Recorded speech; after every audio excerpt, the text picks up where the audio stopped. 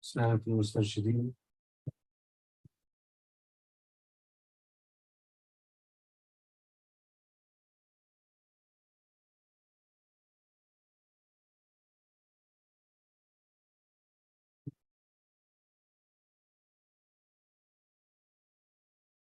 All right.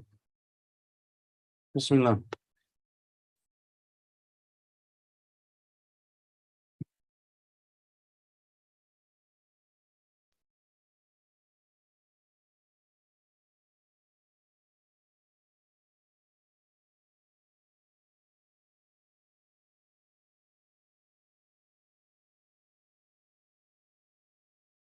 Okay. Assalamu alaikum. Do you think? Well, that solves that. Alhamdulillah. Alhamdulillah. All right. Bismillah. Bismillah ar-Rahman ar-Rahim. Alhamdulillah. Salatu wassalamu ala Rasulillah wa ala alihi wa sahbihi. ومن والاه. اللهم صل وسلم وبارك على سيدنا محمد طب القلوب ودوائها وعافية الأبدان وشفائها ونور الأبصار وضيائها وعلى آله وصحبه وسلم. Bismillah. We left off where Imam Al-Muhasibi rahimahullah ta'ala said the following. ونفعل الله إياه بعلومه في الدارين. آمين. واستعن بالله في كل أمر واستخر الله في كل حال وما أرادك الله له فاترك الاعتراض فيه وكل عمل تحب أن تلقى الله به فألزمه نفسك وكل أمر تكرهه من غيرك فاعتزله من أخلاقك وكل صاحب لا تزداد به خيرا في كل يوم فانبذ عنك صحبته وخذ بحظك من العفو والتجاوز.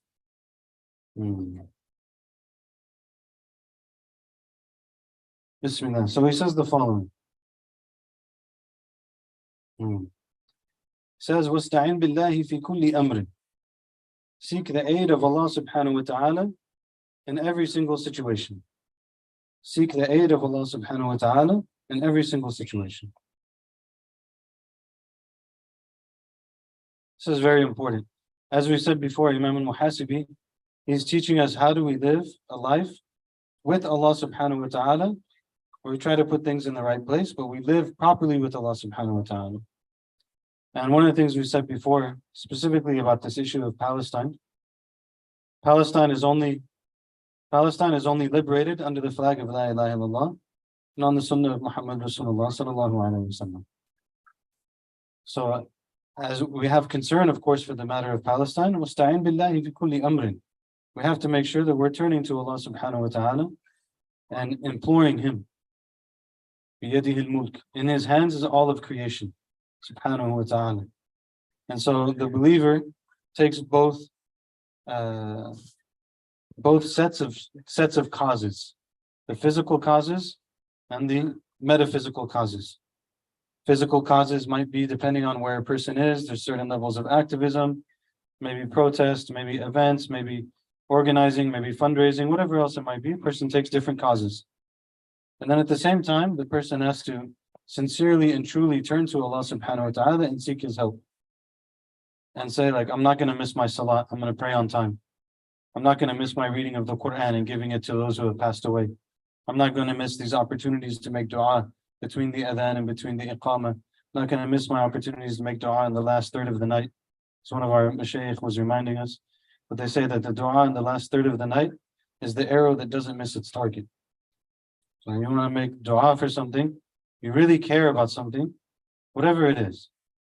And then we have to put ourselves to the test. If I really care about something, do I think that I'm the one that's going to help it, or is Allah the one that's going to help it? And if Allah is the one who's going to help it, then I have to take something at least of the spiritual means.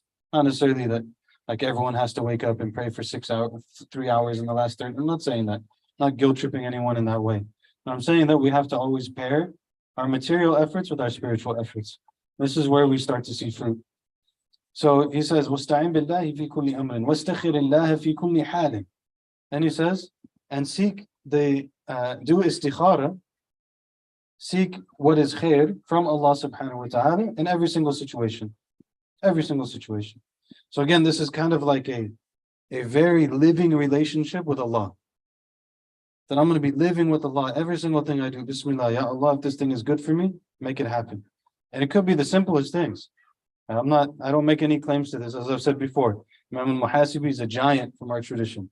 To be able to do the things that Al-Muhasibi did, radiallahu ta'ala anhu, this is, I believe that I have any number of shortcomings and inabilities to do many of the things that are mentioned, but I believe that there's so much good in the Muslims that there will be people who hear it, and for sure they do it, right? And Muhasibi, what he's saying is, well, a person is then in the process of seeking Allah's guidance in everything. So maybe I intend to go out and do something, and before I go out, I say Bismillah, tawakkaltu ala Allah, wa la hawla wa la quwwata illa billah. Ya Rabbi, if this is good for me, let it happen. Maybe you go out and something happens on the way, and you're like, SubhanAllah, I guess I'm not going to that. Maybe something doesn't happen, and then I intended this thing, it was a good thing, I tried to do this thing, I made this istikhara, Allah didn't do any sort of intervention, and I landed in this place. This is where I'm supposed to be. So now it's very, one of the things that's amazing to me is that the teachings that we have in Islamic spirituality, they inculcate in a person a tremendous level of humility, but they inculcate within the person a tremendous level of strength at the same time. So the person is going to be very humble. I say, Bismillah, we seek your aid, Allah. Allah, if this is good for me, make it happen. And what's going to happen when they come to it then? They came to the steps towards it with humility. When they come to handle whatever the business is that they want to handle, they're intending to do, now they're going to do it with a lot of strength and azima. Like, alhamdulillah, this is where Allah wanted me to be. I'm carrying this thing out. So there's this balance between the humility and the strength. وَمَا أَرَادَكَ اللَّهُ لَهُ فَاتْرُكِ الْإِعْتِرَاضَ فِيهِ. And then it's related. And the thing that Allah wants for you, do not object to it. Do not object to it. So what is, again, if we take the same analogy and we walk through it, right?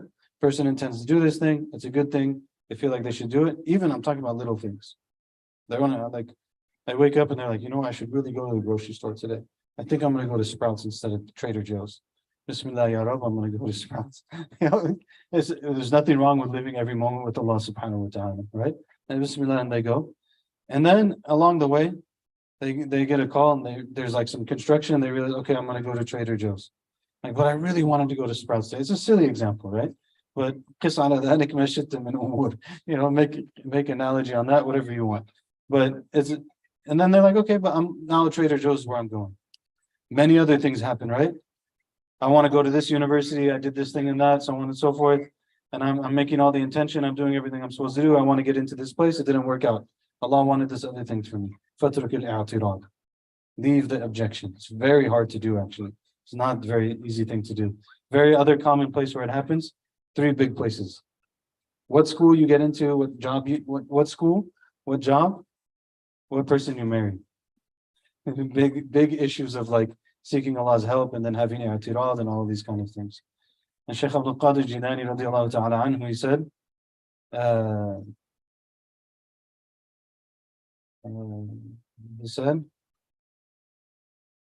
الاعتراض على الحق عند نزول الأقدار موت التوحيد موت الدين موت التوكل والإخلاص. Something along these lines, the end part. He says that if you object to Allah subhanahu wa ta'ala when the qadr descends, when the decree descends, you object to Allah subhanahu wa ta'ala, then know that this is the death of your deen.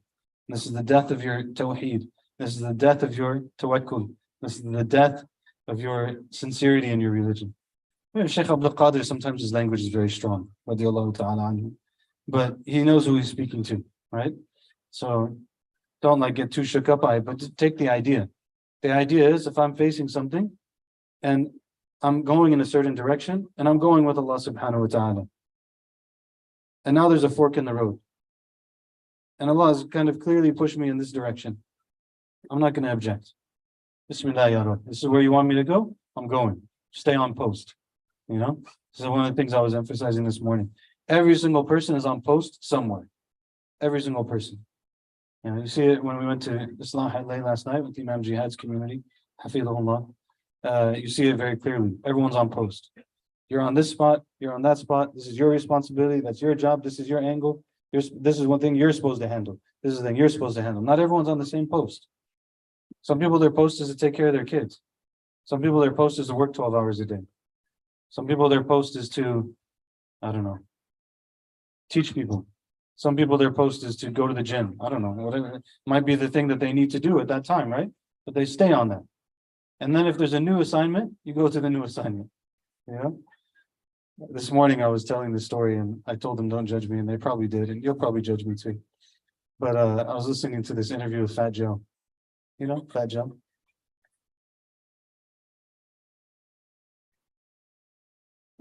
Is Allah not the creator of the heavens and earth? I mean, Allah is the creator of everything. Everything's tied together. And I love to listen to interviews with people who have done interesting things, because you always get gems. So I'm listening to this interview with Fat Joe. Fat Joe is like a rapper. People don't know. So kind of like a little bit old school now rapper. And he had a label, or at least a group, that Muslims aren't allowed to talk about, which is called Terror Squad. Okay. Fat Joe. Fat Joe was talking about how he said a lot of people in our industry that we look up to, we love and we respect, and so on and so forth. He's like, they never put anyone on. Meaning, like, they're in a position of authority, they're in a position of influence, and they never lifted up anyone else. They just kept that for themselves, right? And he was talking about how he was a person who was usually on top from like 14 years old. He was the guy who was on top, people underneath him. He's like, but I always put people on. I always lift people up. And then he says in the interview, he's like, I put DJ Khaled on. We call him DJ Khaled with a Kha. You know, outside of any, I know there's a lot of issues right now, and you know, people are upset with DJ Khaled. Focus on the point of the story, okay? So he says he put DJ Khaled on. And then in the course of the interview, he's saying, that was the first point, is that if you're in a position to uplift other people, you uplift other people. That's what you do. And sometimes when you're in a position like that, it's very easy for you to give other people big chances, right? And then he said the second point that he made was, he's like, and he said, in our industry, a lot of people, they don't know how to play number two. This is my point about the post, okay? They don't know how to play the number two spot. He's like, I put DJ Khaled on, but DJ Khaled is number one now. And if I'm with DJ Khaled, then I hold the door for him. He gets out the car, I hold the door for him. He walks on the red carpet, I walk on the red carpet like I'm number two. I'm not here to be recognized and to be appreciated and everything else. I'm here to make sure that he's good, right? It was a really interesting point. I was thinking, like, subhanAllah, look at this understanding that this person has. Like, this is, at this moment, this is my role, and I stay on this role. And at this moment, this is my role, and I stay on this role. And there's different positions that a person plays at different times, okay? And then what Allah subhanahu, and maybe Allah puts you in this position, that's alhamdulillah, it's good. Allah puts you in this position, alhamdulillah, it's good. So like,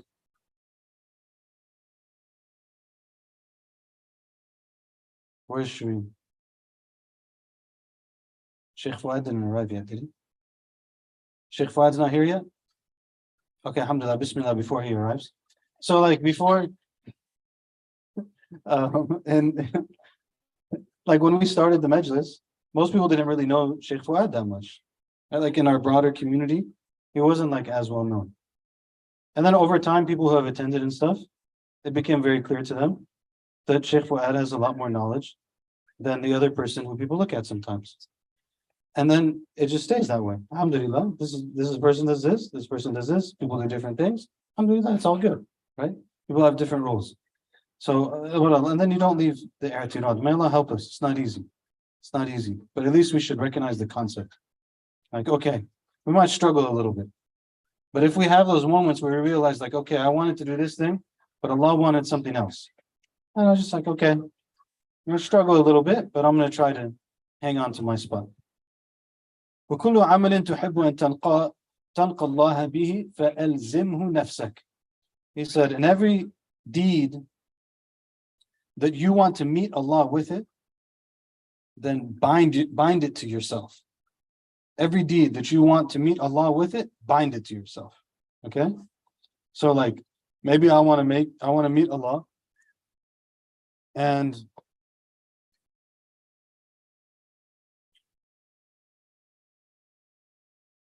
like I want to meet Allah and I don't want to be a hater, you know? Like I don't want to stand in front of Allah. Imagine you come on the day of judgment, you're a hater, right? You like hate this person and that person, this person, you have jealousy for this person and that person. And you come on the day of judgment and Allah elevates these people and loves these people. And you're gonna stand in front of Allah and be like, yeah, Allah, I'm sorry, I was a hater, like I couldn't control it. No, I don't want to be that. So I have to find this inside of myself, take that thing out, and zimhu nafsak. Okay? Gratitude, appreciation, respect, all of these type of things. I'm going to force myself to have those things, because when I meet Allah, I want to have that. I don't want to be out of that. Maybe someone wants to meet Allah, they want to be a hafid, be a nice thing. Memorize the whole Quran. You come in front of Allah subhanahu wa ta'ala. Allah's like, okay, here's your book. And in your book, you find, you know that you're a hafiz. It'd be really nice. Stand in front of Allah and be like, Allah, I memorized your book. I did this wrong and this wrong and this wrong and this wrong, and I had all these issues, but I memorized your book, Allah. Maybe you did something else. Maybe you like, Allah, I had all of these shortcomings, but I love the Muslims. Allah had all of these shortcomings, but I tried to do charity as much as I could. Or I tried to get people's back. Or I tried to support people. I tried to be there for those who are in need. Whatever it might be.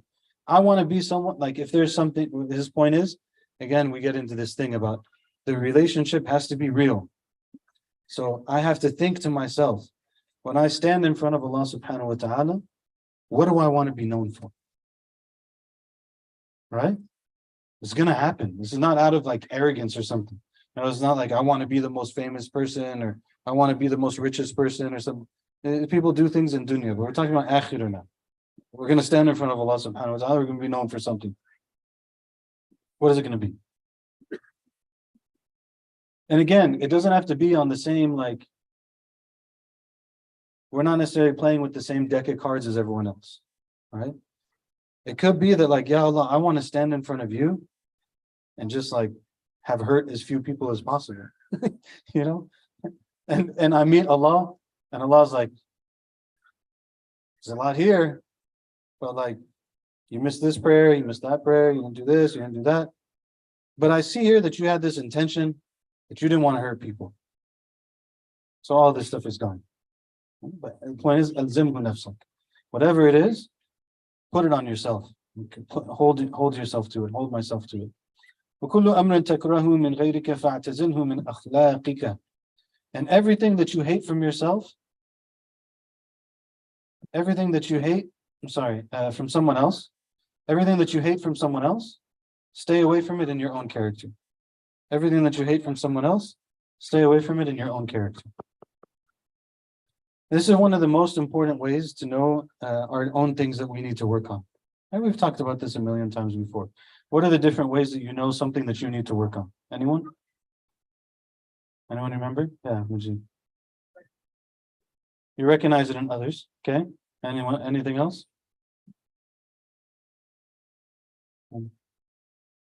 Okay, this is the deeper one. You might feel triggered by it. Yeah, then you recognized it, and it kind of hits you deeper. So there's more to work through there. Yeah. You see it in someone else. What else?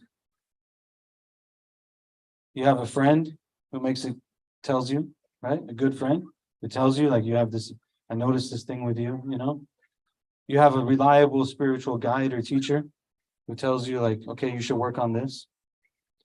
Or your enemy said something about you, right? Your enemy said, like, are saying certain things about you, and then you realize, okay, actually that is within me. So there's always this look towards internally, what can I rectify?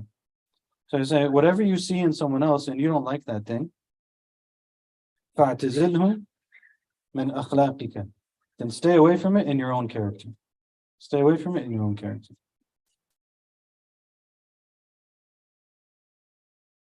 For example, you might witness an ongoing political situation, or one of the laments that you have in that ongoing political situation is that the coverage that you hear from the other side is always inaccurate and wrong and overgeneralized.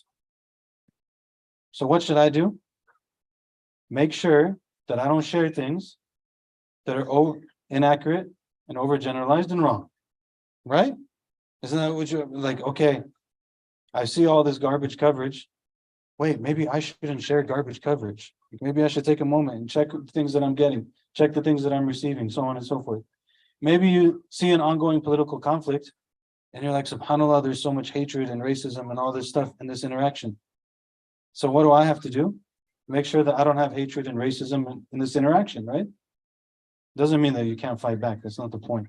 But the point is, you don't become the oppressor in your effort to overcome the oppressor, right? What does that require? I have to look at the oppressor and see the things that I don't like in them. I don't want them in myself, right? The person that I'm against, I don't want that in myself. Right?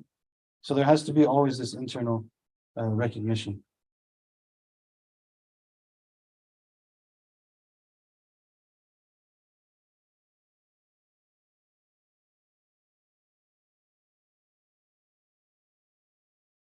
Like sometimes you see, I'll give you one of them that hit home for me. Was that sometimes we would teach and serve in community and stuff like that. And you'd be like, people don't like to learn. People don't respect their teachers, stuff like this. Maybe you might not, sometimes these thoughts come in a person's head, you know? And then you think to yourself, like, am I trying to learn? Do I have teachers? Do I respect my teachers? And you start to look around and you're like, wait a second, like a lot of religious teachers don't have teachers. And you're like, wait, like, this is kind of strange, you know, like this is a strange state of affairs that a lot of, I'm not talking about senior religious teachers. I'm talking about like more junior religious teachers. They don't have teachers. So like, wait a second, this happened to me, you know, I was like, I need to fix myself. Allah give us good teachers.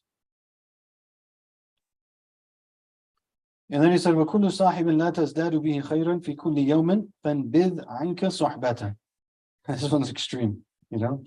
He says, every person that you keep company with, that you don't find good in that, you're not increasing in good with them every single day, then stop keeping their company. To me, the way to understand all of these things is to make a distinction between the people that we're around and the people who are our suhbah.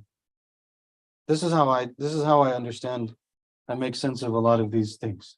So there's a difference between the people that I'm around for any number of reasons and the people who are my suhbah. The people who are my suhbah are the ones who, when I'm around them, we should all be doing better. We're all increasing. And someone else, if I'm around them, and that's not the case for whatever reason, maybe I'm like sacrificing something of myself in order to maybe help them in some sort of way, or whatever. There might be any other number of reasons why a person has an interaction, right? Those would be people I'm around for some sort of intention and some sort of responsibility, but they're not my sahaba. Like they're not the people who I carry in my heart with me after I leave them. Following? They're not the people who I carry in my heart with me after I leave them. The ones I carry in my heart after I leave them, that's my sahaba. And sometimes that requires for me to stop thinking about certain things, right? Like sometimes there's some sort of drama, there's some sort of thing, and it keeps playing in our heads. And we have to, at some point, we have to be like, wait a second, that's not my sahaba. Like, I'll deal with that whenever I need to deal with it, and we'll handle it however we need to handle it. But that's not what I'm going to fill my heart with right now. I'm going to fill my heart with something else, right? We make this kind of distinction. Allahu a'lam. وَخُذْ بِحَظِّكَ مِنَ الْعَفْوِ وَالتَّجَاوُزِ. And then he says, and take your share of al-'afw wat-tajawuz. Al-'afw wat-tajawuz. Al-'afw is to pardon something, to overlook it, right? And the tajawuz is basically to like move past it. They're pretty similar, right? A little bit different if you think about it. Like to pardon something and to overlook it is a little bit different than to move past it, right? But the idea here is that things happen and we keep it moving. You know, like say you're walking somewhere. Say you're in Umrah or Hajj. You're making tawaf. Tawaf's a crazy busy place, right? You're making tawaf, someone might bump into you and like bump into you a little bit, like give you a good bump, you know? You can like keep it moving, keep making your tawaf, or you could turn around and like get in a conflict in the middle in front of the Kaaba. Those are two different options. One of them is you keep it moving and you forgive and you move on. And like again, like don't think of extreme situations. I hope we've learned this over time. Whenever there's a general point, don't think of extreme examples. If someone really wrongs you or something, you could actually do that. We're going to get to that in a little bit. But that's not the point here. The point is like, again, the things that I just said. Maybe someone did like something that's not best. Maybe they kind of slighted you a little bit. Okay, well, I'm gonna let it go. I'm gonna keep moving. Maybe they did it. This is like the seventh time they did it. Okay, maybe it's a little bit different. But maybe there's something. Keep it moving. Take your share of forgiving people, imparting them, overlooking them, and so on.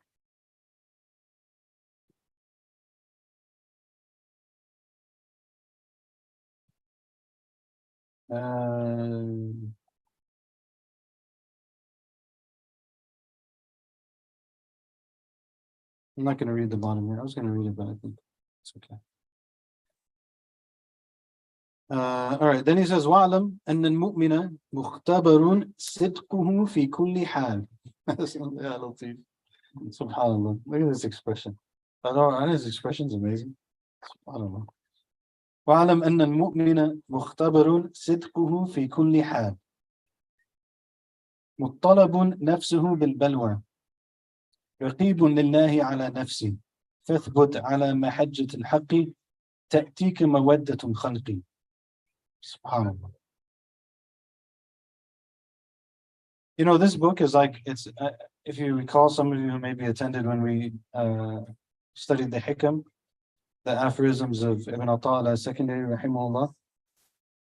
One of the things I always think to myself whenever I read the Hikam is like this, the existence of this book to me is an evidence of the existence of Allah subhanahu wa ta'ala. Because you read it and you're like, there's no way a human being can come up with this without being inspired. Like it's just clear that something else was going on here. It's so different, it's so unique, it's so beautiful. It came from someone, you know? And Al-Muhasibi, when you read him, you feel the same. You're like, subhanallah, where did وَعَلَمَ أَنَّ الْمُؤْمِنَ مُخْتَبَرٌ صِدْقُهُ فِي كُلِّ حَالٍ مُطَّلِبٌ نَفْسُهُ بِالْبَلْوَى. Like, this is amazing. The stuff that in the previous pages we read, like the language is so incredible. It's so packed and it's so small. I mean, he says, "Wa'lam, know that the believer is tested in his sidq in every situation, every moment. The sidq, the honesty, and the sidq we've talked about before, right? Sidq is extremely, extremely important concept in Islam, and very, very high station. And they say like the station right below the prophets is the Siddiqeen. This is very high level. People who have sidq, very high level. That's why Abu Bakr is Siddiq. It's not a coincidence that Abu Bakr is the best person after the prophets, radiallahu ta'ala anhu, and he is a Siddiq. It's not a coincidental thing, because he has absolute integrity in his relationship with Allah subhanahu wa ta'ala. Absolute integrity.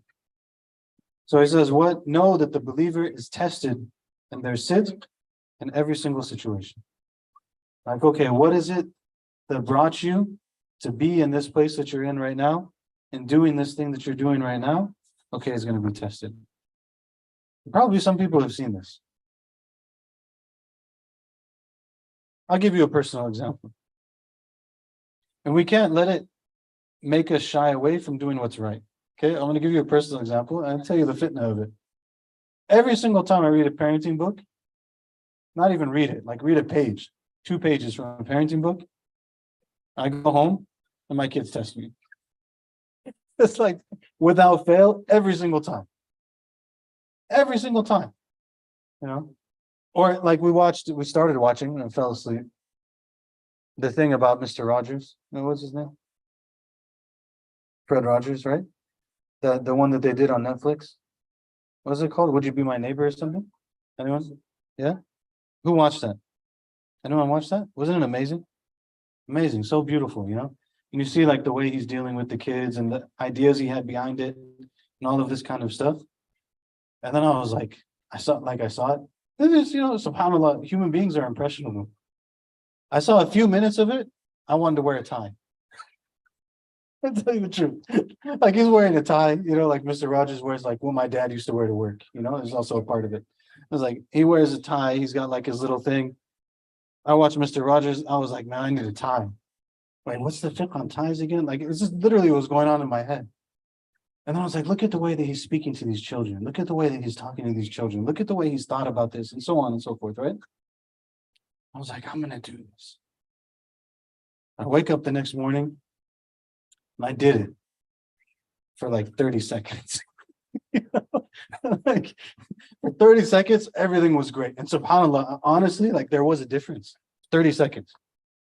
Like my daughter, she came and she said something, and I was like, I'm gonna channel like Mr. Rogers right now. I sat in front of her and I like looked her in her eye and I was listening. And it was like so beautiful for the 30 seconds that I had the capacity to do that, right? And then like 30 seconds more pass, it's like, okay, I guess, you can't jump right away. Like you can't, you have to go incremental steps. You can't become Mr. Rogers in one watching of a television show, right? Well, the point is, you're tested. You make an intention, you want to do something good, know that Allah subhanahu wa ta'ala is going to test that intention. So why do you pick up a parenting book and read it? Because I believe that parenting is actually like the baseline interaction that affects everything else. The parent-child relationship mirrors every other relationship. I believe this is also why Allah subhanahu wa ta'ala puts so much emphasis. Of course, there's many reasons, but obey Allah, be good to your parents. Why? Obey Allah, be good to your parents. Why? Because there's a mirroring here. There's a relationship here that needs to be understood and respected and appreciated, right? So it's like, if I want to be a good teacher, I need to be a good parent. So I need to sit down and read parenting books. Sit down and read parenting books, get tested. So what do? Stop reading the book? Of course not, right?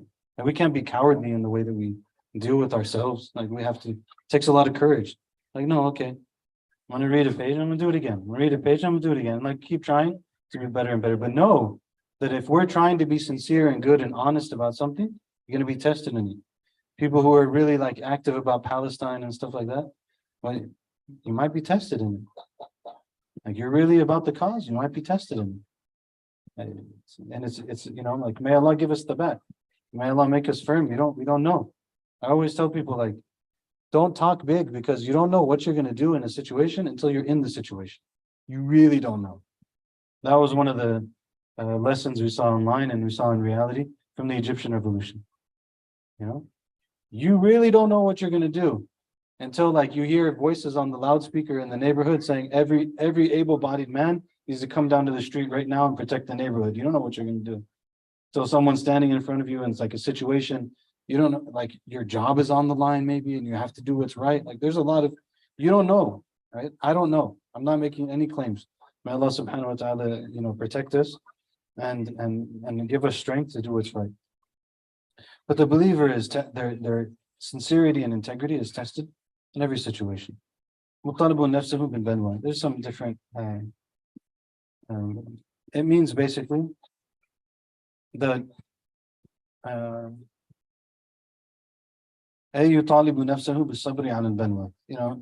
may Allah reward Shaykh Abu Fatah Abu Ghadda, he helps us a lot with some things. Some of the expressions it's hard to understand them, but he tells you what they mean.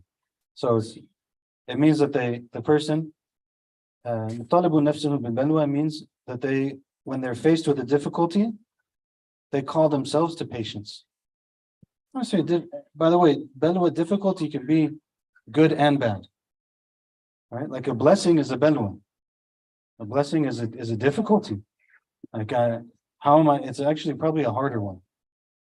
They say that that the levels of sabr that Sayyidina Yusuf alayhi salam had to exercise in the story indicate the levels of difficulty. And they indicate the types of patience that a person has to exercise. Okay? So what's the first thing he had to have patience over?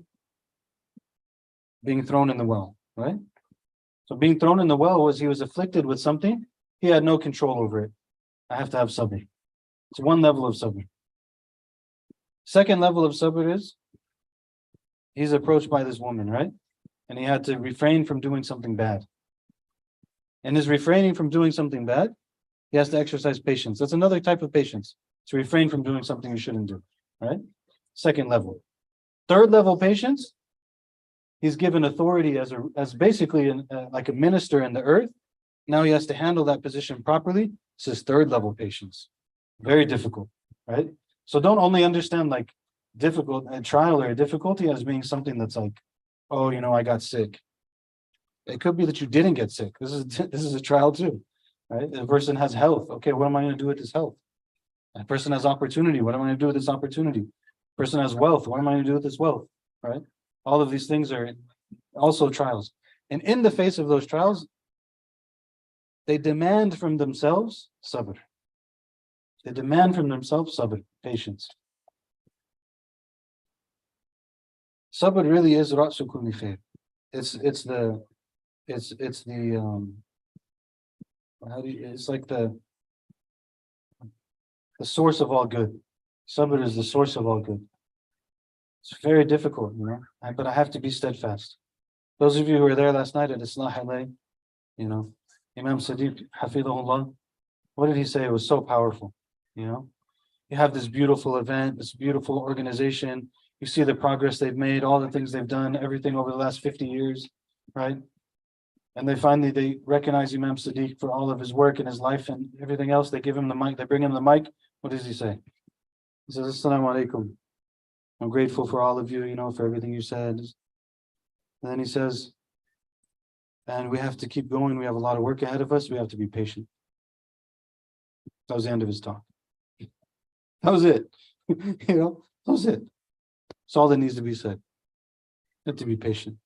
One of our teachers, may he truly be one of our teachers, and may we truly be one of his students. We had to ask him sometimes for advice. He was just sabr with dhikr. Sabr and dhikr. So have sabr, make dhikr. Have sabr, make dhikr. Have sabr, make dhikr. So keep moving forward, keep pushing forward, because things are happening.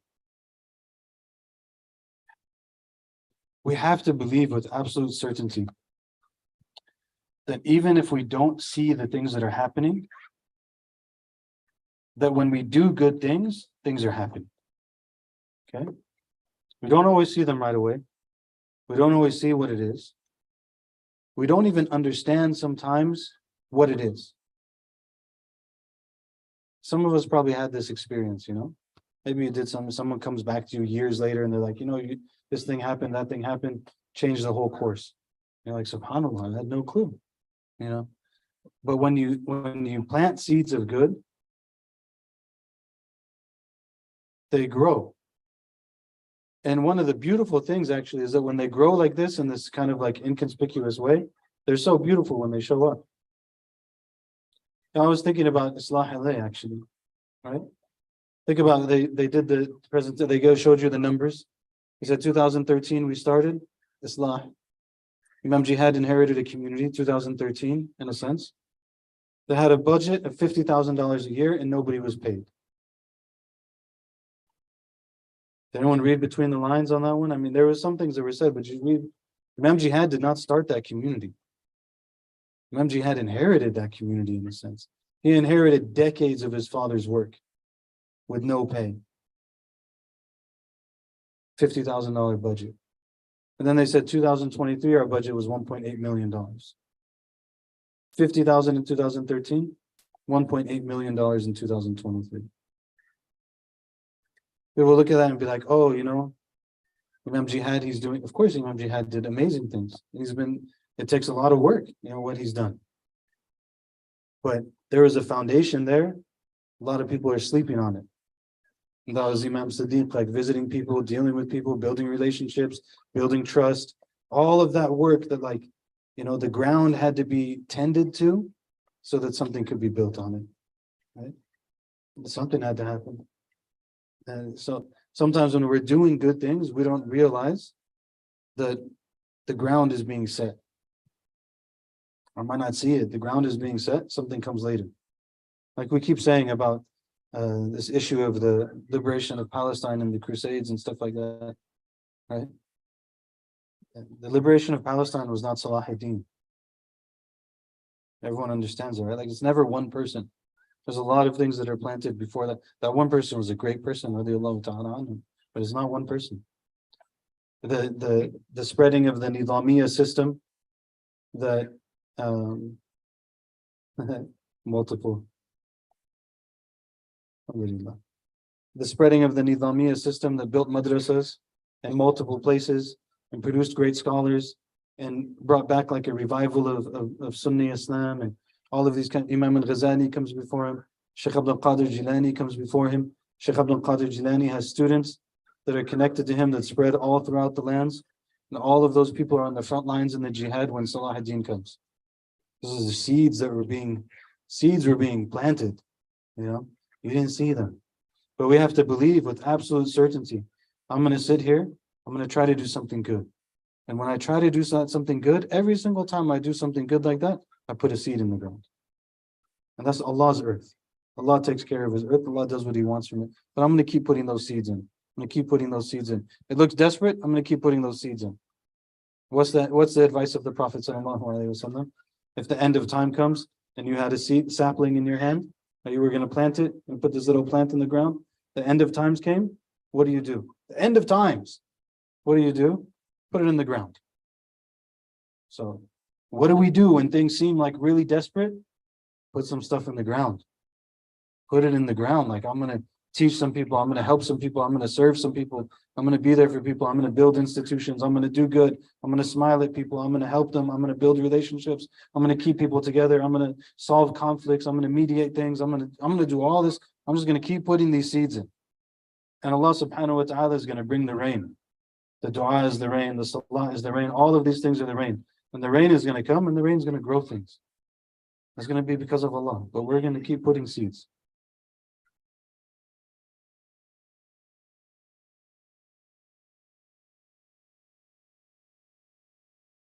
I think that's sufficient. وصلى الله وسلم على سيدنا محمد وعلى آله وصحبه وسلم سبحانك وبحمدك أشهد أن لا إله إلا أنت أستغفرك وأتوب إليك.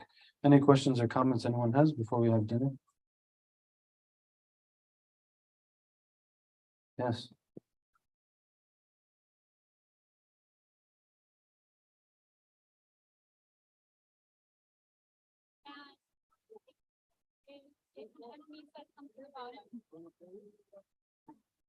That particular situation, how do you grapple with that? And the idea that gaslighting you, making up stuff. Yeah. Mm-hmm.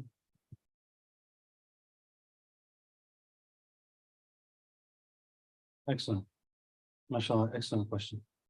The question is, we had said that one of the ways that a person can know some of their faults is to listen to what their enemies say. Their enemies are attacking them for something. It's a window into some of my possible shortcomings. So if we take that, but how do we know that, like, this person is not gaslighting us, this person is not abusing us in some sort of way, they're not, maybe they're wrong, so on and so forth. What our enemies say is an opportunity to figure out what a shortcoming might be. But they're not necessarily trustworthy advisors. Right? Kind of like shaitan. Sometimes we have things inside of us. Shaitan's very tricky, subhanAllah. Sometimes we have the things inside of us, they're like very small thing. Shaitan will come, blow that thing out of proportion.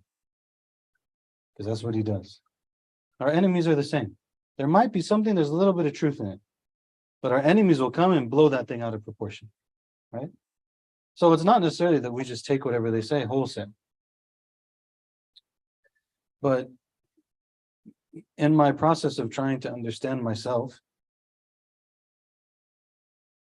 I try to have this honesty, and I try to develop my own intellect. And I recognize that what this person is saying might be an opportunity for me to understand something about myself, but I don't, like, they're not a trustworthy advisor. So I'm not going to take it like 100%. But I'll give you maybe an example. This is not necessarily an enemy, but like,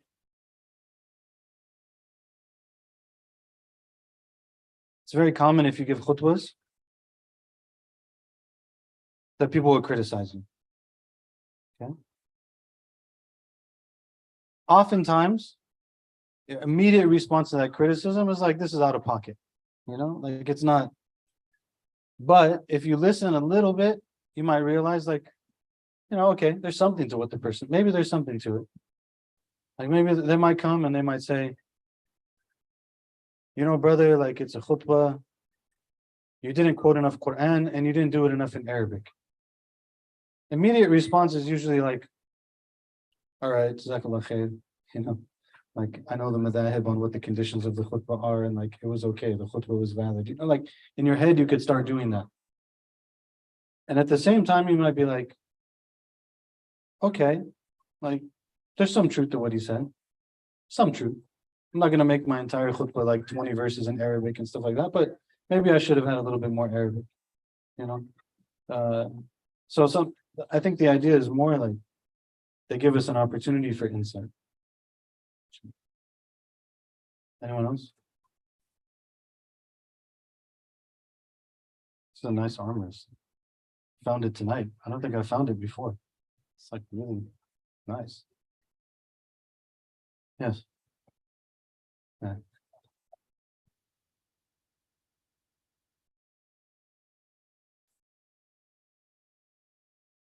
A little bit louder, please.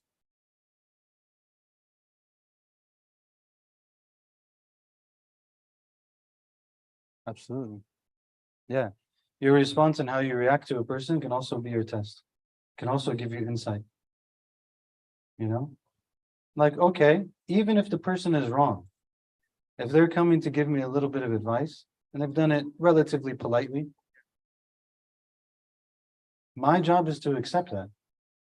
I can assess whether or not it's right or whether or not it's true or how much of it I want to take to heart or whatever. But my job is to accept that. My job is not to get like agitated about that, right? And so in my agitation, there's a little bit of a like, okay, you need to check yourself a little bit. Yeah. But again, these are like general things. The specific, there can be hard cases make bad law. Specific cases can be different sometimes. Okay, as I was telling everyone this morning, you guys probably know by now, I like to bring up general ideas and then complicate them. Why? Because general ideas don't cut it. Like really broad reaching things, they give you a direction to look, but they don't tell you everything. And if we don't understand that, like, I cannot abandon my own intellect, I cannot abandon my own responsibility, I cannot abandon my own wisdom and how I understand and apply these things. We cannot. And I have to develop that within myself so that I can act properly, right? And yeah, it's going to be irritating. And like sometimes it's easier, you just get a direct answer. Sorry, you're going to get complication from me. And that's because if someone tells you to walk to that pole right there, the light pole, and you're like, I'm going to walk to the light pole. I'm just going to go straight through that chair and take a big step and go over that barrel. I'm going to get to the light pole. Nobody told you to do that. Just told you to get to the light pole. There is a chair in the way, just go around the chair. You don't have to go through the chair. You don't have to like fall into the hole because they said to go in that direction. No, like thing is moving you, the general concept is moving you in a direction. And our own wisdom and judgment and intellect shows us like, okay, I need to sidestep this a little bit. I need to think about that a little bit. There's this consideration here. And this is the way of Islam. And we have to like, Allah has honored us with intellect. Allah has honored us with our mind and with like part of being a full human being is embracing them. Being like, okay, there's an issue here. I'm going to sidestep this a little bit. I need to explore that a little bit. So these questions are good. Yeah, inshallah, like this question. Because they remind us that like, okay, I need to look at it. Anything else?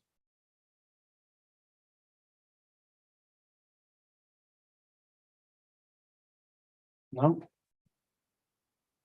اللهم بحمدك نشهد ان لا اله الا انت نستغفرك ونتوب اليك اللهم انا نسالك الهدى والتقى والعفاف والغنى ونستغفرك بسترك الجميل ونستغفرك بسترك الجميل اللهم انا نسالك العفو والعافيه والمعافاه الدائمه في الدين والدنيا والاخره ربنا اتنا في الدنيا حسنه وفي الاخره حسنه وقنا عذاب النار ربنا لا تزغ قلوبنا بعد اذ هديتنا وهب لنا من لدنك رحمه انك انت الوهاب ربنا اتنا من لدنك رحمه وهيئ لنا من امرنا رشدا نصر من الله وفتح قريب وبشر المؤمنين اللهم ارنا الحق حقا وارزقنا اتباعه وارنا الباطل باطلا وارزقنا اجتنابه اللهم ارزقنا حسن الخاتمة اللهم ارزقنا حسن الخاتمة اللهم أعنا على ذكرك وشكرك وحسن عبادتك اللهم يا عالم السر منا لا تهلك الستر عنا وعافنا واعف عنا وكن من حيث كنا اللهم ايقظ قلوبنا لك ونبهنا من غفلة عنك اللهم ايقظ قلوبنا لك ونبهنا من غفلة عنك اللهم اجعل آخر كلامنا لا إله إلا الله محمد رسول الله صلى الله عليه وسلم اللهم انصر إخواننا في فلسطين اللهم انصر إخواننا في فلسطين كن معهم يا رب العالمين أيدهم يا رب العالمين بنصر من عندك إن الله وملائكته يصلون على النبي يا أيها الذين آمنوا صلوا عليه وسلموا تسليما اللهم صل وسلم وزد وبارك على سيدنا محمد وعلى آله عدد كمال الله وكمال ملكه وكماله سبحان ربك رب العزة عما يصفون وسلام على المرسلين والحمد لله رب العالمين. بارك الله فيكم. Don't forget to eat dinner and Umrah. Uh, there's still spots for the Umrah trip. Okay, so what happened is when you book Umrah, you have to reserve a certain number of seats with the airline. Okay, you're paying for those either way. So we reserved those seats, we sold them to the people who reserved them. Then sometimes people back out for whatever reason. Sometimes people change it. They don't want to go on the flight now. They want to book their own flight. They want to do these kind of things. So whereas before we had sold out, now we have 7 seats left. So there's still opportunity if anyone wants to join us. All the information is online, and also Shireen is there. She can answer any questions. Okay, barakallahu fikum. And that's it. Enjoy dinner. Enjoy one another. And say Bismillah. Inshallah. Barakallahu fikum. We might pray Asha later. We will pray Asha later, inshallah. We may or may not pray it together in congregation here. But inshallah, we will pray it. All of us will pray it, inshallah. Barakallahu fikum.